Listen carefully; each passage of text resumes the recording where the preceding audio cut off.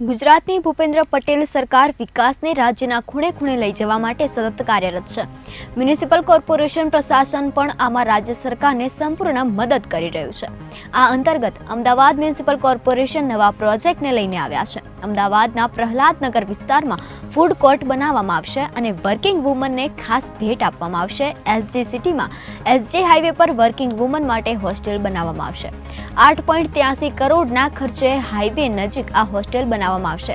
Twin sharing room ઉપરાંત આ હોસ્ટેલમાં 2 માળ ઉપર લાઉન્જ એરિયા પણ હશે। ગ્રાઉન્ડ ફ્લોર ઉપર 2 માળ તૈયાર કરવામાં આવશે। આ છાત્રાલયમાં લિફ્ટ, પાર્કિંગ સહિત અન્ય ઘણી સુવિધાઓ આપવામાં આવશે।